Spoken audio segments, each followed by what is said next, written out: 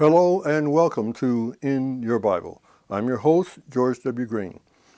Okay, let's get right to it. Besides the incorrect requests for tithes, that many believers hear from pulpits, I already covered that in my previous presentation. Right now, I want to take a quick look at the offerings,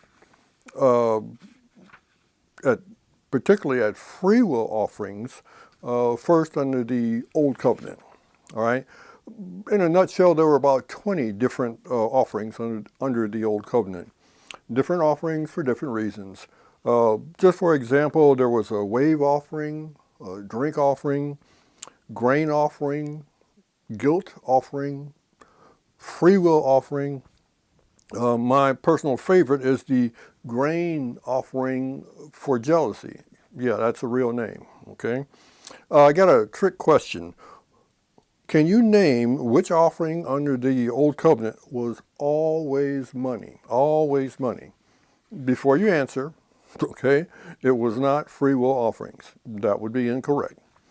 The one offering that was always money was the offering for the census tax for atonement.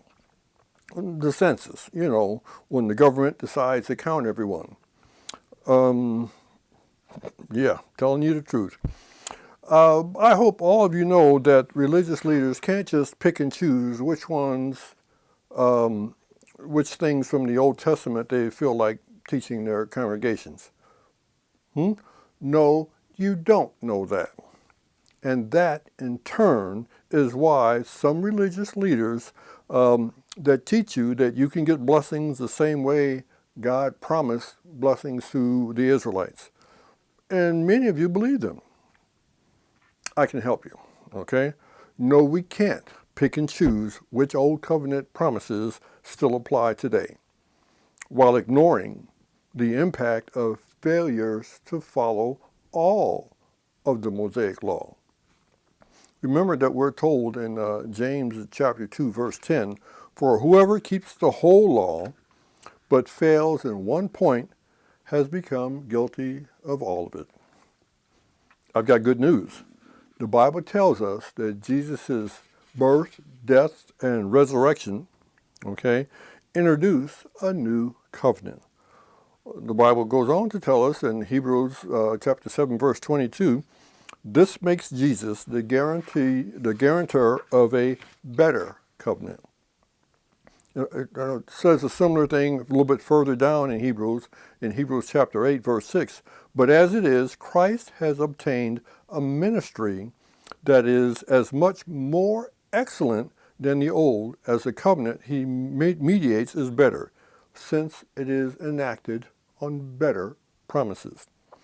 So I'm telling you, stop looking for blessings that were promised to the Israelites under the old covenant, okay? The Bible plainly teaches us, I just read it there, that Christ has a better covenant. Okay, so back to the issue of Old Covenant free will offerings.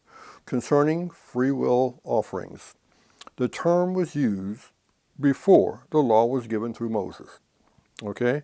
And then, with the giving of the Mosaic Law, the definition changed. Just like I explained in the previous video, that the definition of the word tithe changed with the giving of the Mosaic Law, but only when the tithe was given in support of the Levites, who in turn supported the tabernacle. Let's go back to right after God had Moses lead the Israelites to walk away from slavery. Walk away from slavery. I bet you never heard anyone put it like that. But I'm telling you, what I said is absolutely true. A quick reminder, God caused the Egyptian slaveholders so much grief with the 10 plagues, that they paid the Israelites to leave. I'll explain more of that in my next presentation. Back to free will offerings before the law of Moses. So after the Israelites walked away from slavery and while they were still in the desert, God directed the Israelites to build a portable sanctuary. He told Moses to have people give whatever their hearts led them to give. Just that simple. Simply give whatever you decide to give by yourself. That's what you need to give. Just a quick note here. As soon as your church leader starts telling you all the reasons you need to be giving, even though some of the many reasons are for legitimate purposes, the listeners, you, most of you, are being compelled to give. That means you are being put under a compulsion to give. Many pastors also tell you how you will be blessed in return by giving. I'm telling you, as soon as pastors start listing the reasons you should be giving, then all but the mentally strongest come under compulsion to respond positively to that request. Many churchgoers nervously say to themselves, "Oh, I got to give something because the basket's coming around. I got to give something." Really?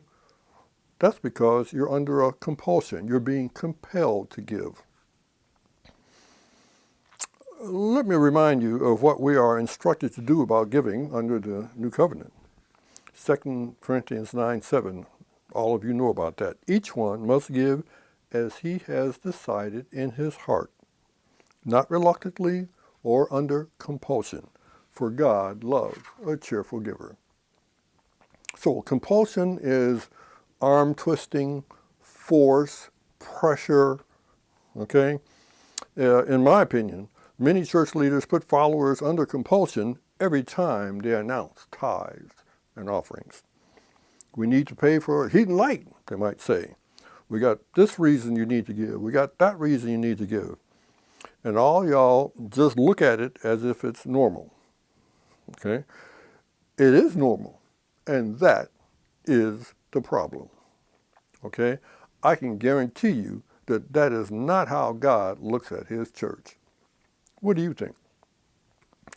Back to giving in support of the tabernacle before the Mosaic law made it a requirement. It starts in Genesis 35:1, but I'm going to skip down to verse 22.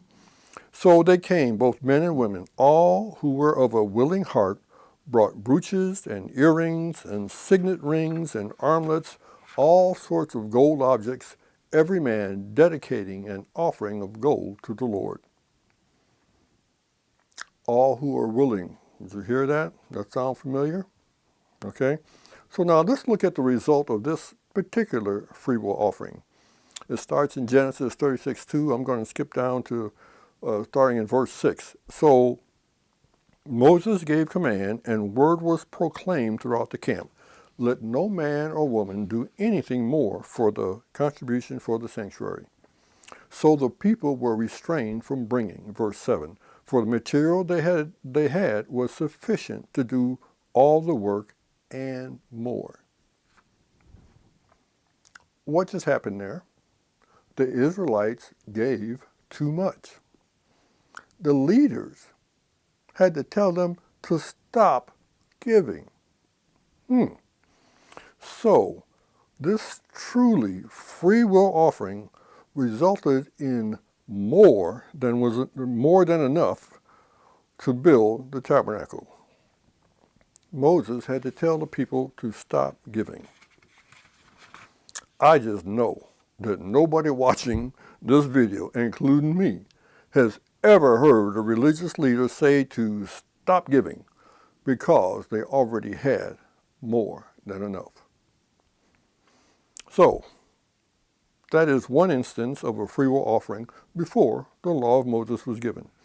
After the law was in effect, much later, when the tabernacle was being rebuilt in the book of Ezra, once again, free will offerings were accepted, which included various building materials, as well as money, gold, and other valuables.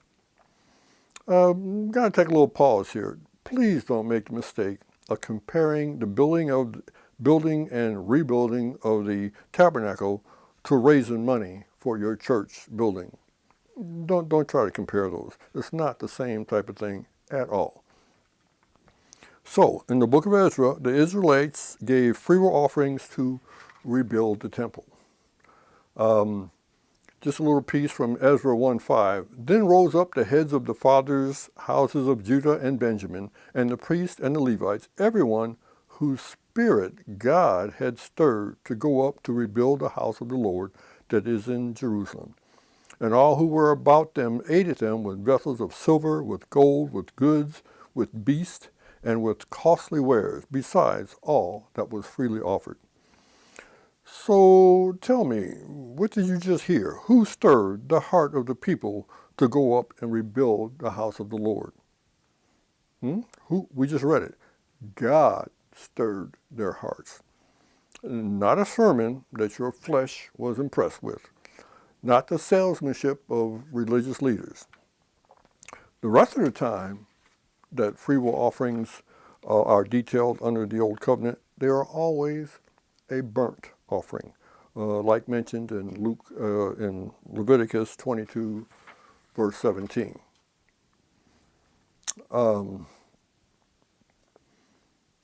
The term free will offering is not even recorded in the New Testament.